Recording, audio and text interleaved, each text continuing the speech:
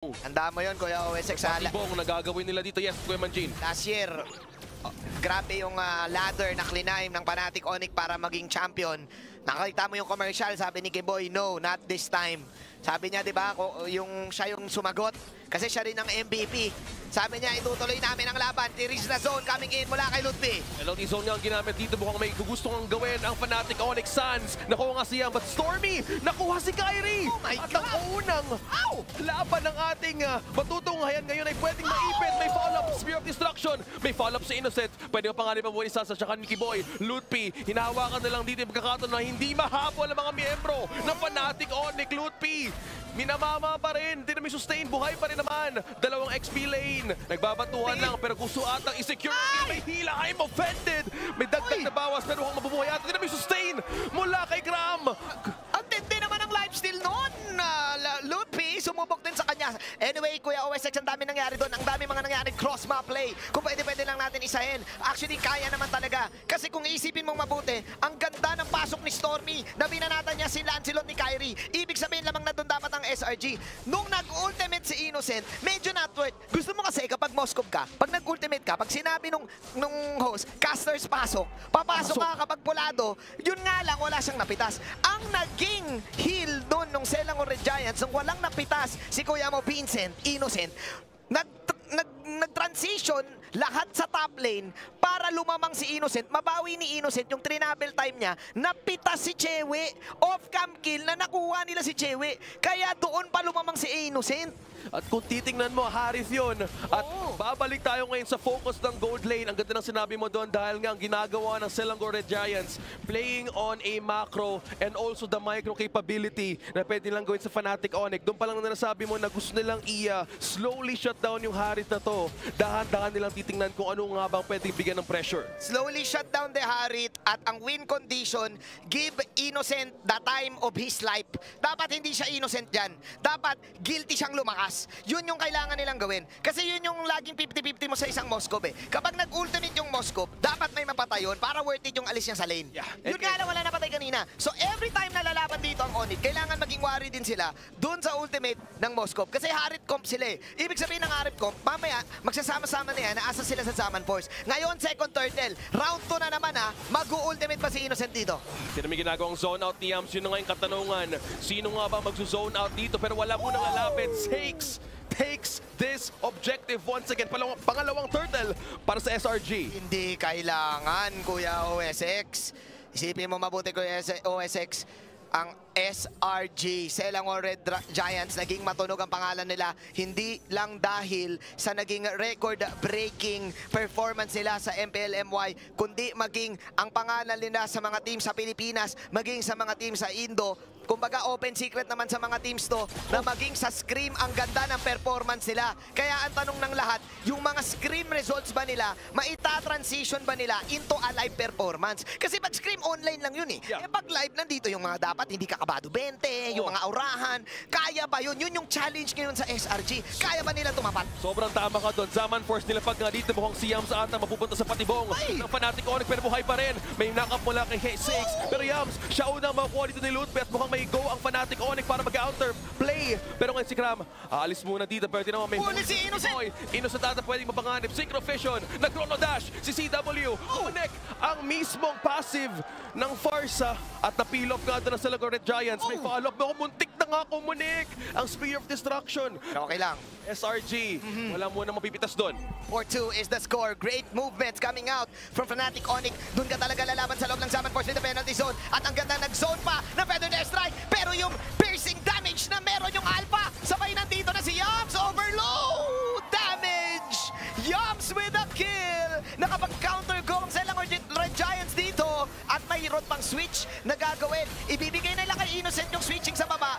Kahit hindi nila mapita si Lutpi, goods pa rin yung farm ng SRG. Habang ang Fnatic Onyx mag-aabol ng bahagya at hindi nakakakuha ng snowball dito si Kyrie. Hindi pa siya sumasama sa laban, Kuya OSX. Oh my goodness, Selangor Giants just looking how they rotate quickly around the map. Hindi! Gusto ko talaga balikan kanina eh. Bakit nag-speed of destruction si Innocent kahit kulang sila sa damage? Ay, teka lang! CW falls down pero may kami ng Kiboy para mag-buy time. Pero ang ginawa nga dito, tinawag ang mga ibang member ng Selangor Giants. Kyrie! Nako, nag-function ng Thorn Rose. Sinusubukang iwasan pero hindi na ata makakaiwas. Ginamit na ang Thorn Rose pero wala ata mawawala sa Selangor Giants. Tinawag na lahat ng taga-Malaysia. Kuya OSX, Malaysia, truly Asia. Marami ring Pinoy na nanonood dyan. Marami ding sumusuporta sa SR dyan. Nagkatawagan, maging yung buong Indonesian tinawag dito sa may bottom lane. Yun nga lang, ang problema, napalayo din kasi sila sa Torre. Tsaka yung Alpha, yung damage niyan, mamaliitin mo yan eh. Hindi mo alam mataas ang damage yan. Maging yung Ruby. Yung Ruby nakaka-bad beats niya yan. May lifesteal pa. Wala yung pakialam dun sa nararamdaman ng Tirista eh. Sobrang laki ng sustain ng Selangor Giants. Dun palang binibreakdown ko pala yung sinabi mo, Kuya Manjin, kahit sa damage na naipon ng Fnatic Onyx ngayon. Kailangan nila maging maingat dahil kulang nga kayang harapin ng SRG. Ang damage nila ngayon kahit sa mga team fights. Nagpakunat pa si Kuya Kyrie ha. Medyo maganda yung yung Thunderbelt. Then again, nabuhay pa, may nabuhay. Sino yun? Actually, si Gram mawawala pero si Seikis sa mga akuha na turtle. Hinahabol nga ngayon ng Selangor Giants. Lutpi pa rin ang panganib. Ay, naku po, Kiboy! Inus na nakuha ng kill. May Spear of Destruction, may follow-up, hindi ata papauin to isang membro. CW na naman na nakuha dito. Pangalawa na yan. Selangor Giants, Innocent with the double kill. Oh my G, 3-2, Innocent. Wala siyang spear dito pero nandito si Stormy. Here comes the Storm. Stormy, lilipat muna si Sans. Gilak Sans, hindi pa nag-activate sa laban na to. Then again, you need to respect the Alpha. Nahihirapan si kuya mo, Kyrie.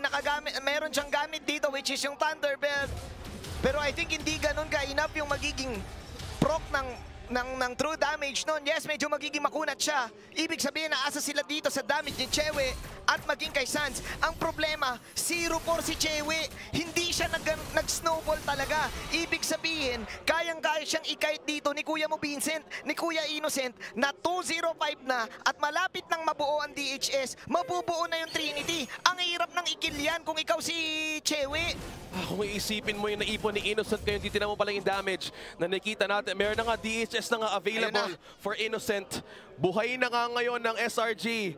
And looking at the kills, Alpha ang nangunguna. Galing ni Seikis dito, never back down, never what. At dahil dyan, nagpupush na ngayon si Innocent. Ang ganda sana ng Kupra na to, but the problem, it's not the Moskov. I really get the idea kasi kahit paano, ma-withstand mo yung pag-blink-blink. Kaya mong timingan yung pag-blink-blink ni Innocent dito bilang ikaw si Kiboy.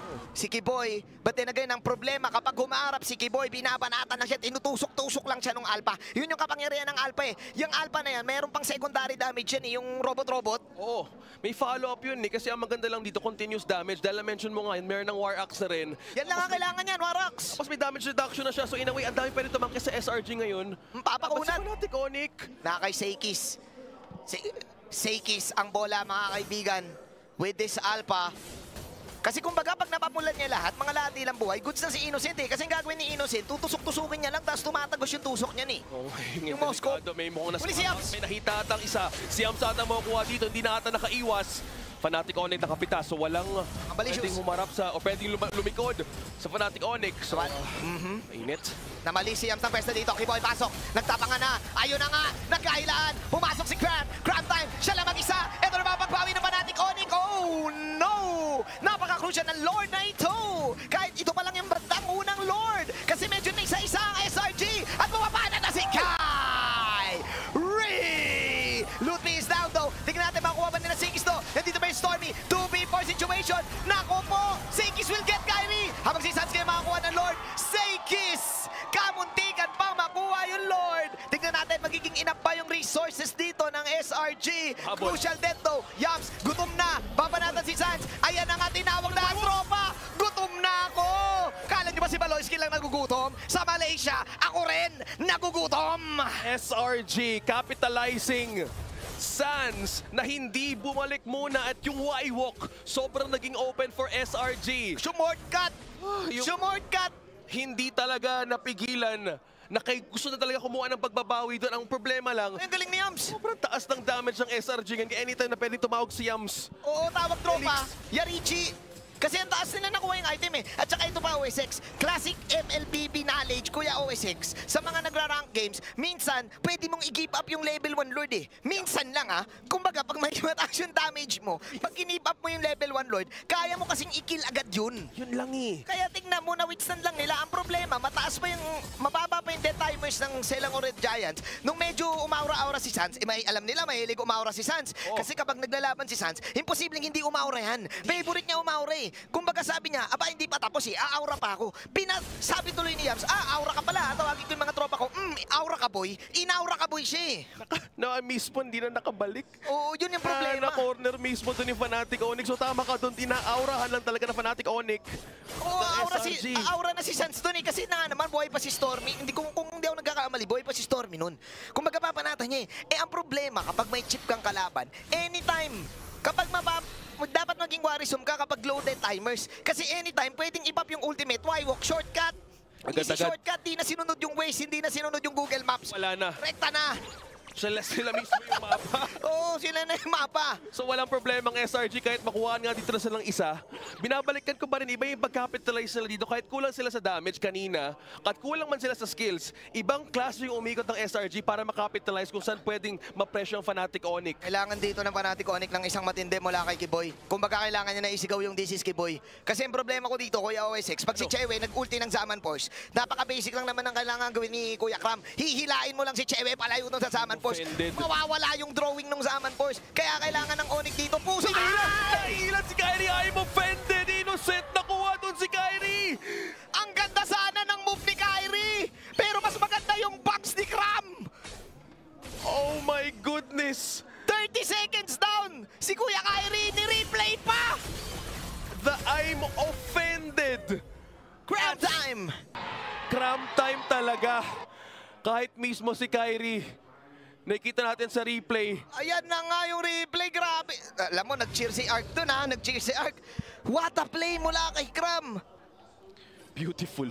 Beautiful MLB, beautiful Ruby play. Ang ganda ng nakita doon ni Kram, and that is just completely holding the borderline for SRG.